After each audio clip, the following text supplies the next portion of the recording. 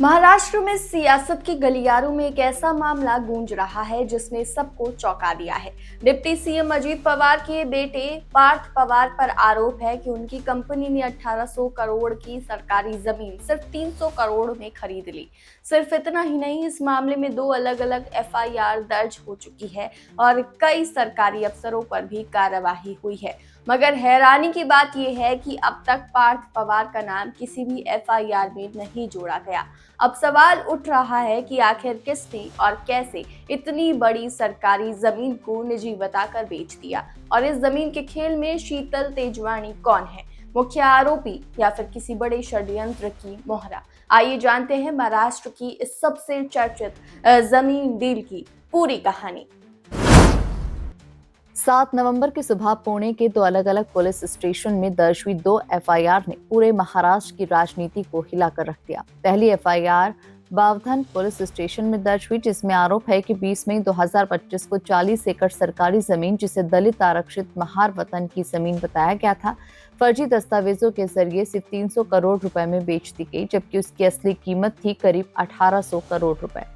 ये वही जमीन थी जिसे सरकार ने 1959 से बॉटनिकल सर्वे ऑफ इंडिया को लीज पर दी थी और उसका करार 2038 तक वैध था। यानी एक सरकारी संपत्ति को निजी बताकर रजिस्ट्री कर दी गई और यहीं से शुरू हुआ जमीन का खेल। दूसरी एफआईआर खड़ग पुलिस स्टेशन में दर्ज हुई, जहां एसडीओ प्रवीणा बोर्डे ने शिकायत दी कि तहसीलदार सूर्यकांत येबले ने फरवरी 2024 से जुलाई 2025 के बीच कई अवैध आदेश जारी किए, जिससे सरकारी जमीन को निजी घोषित किया गया।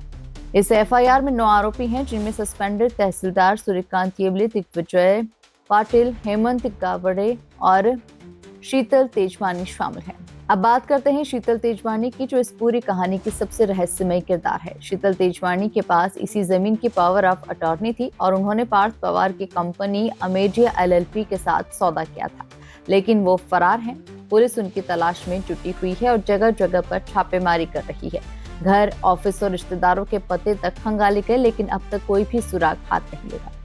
सबसे अहम बात यह है कि पार्थ पवार की कंपनी अमेडिया एलएलपी में 99% हिस्सेदारी खुद पार्थ की है और कंपनी का रजिस्टर्ड एड्रेस भी उनके बंगले से मेल खाता है, यानी सारे रास्ते वहीं तक पहुंचते हैं।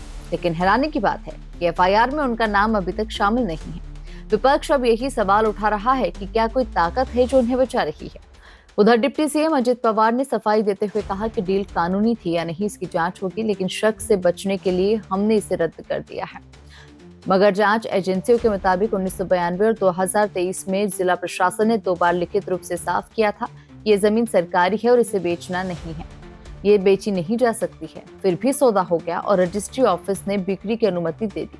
अब सवाल उठता है कि इतने बड़े स्तर का फर्जीवाड़ा हुआ तो सिस्टम सोता रहा या फिर किसी ने जानबूझकर आंखें मूंद कर रखी।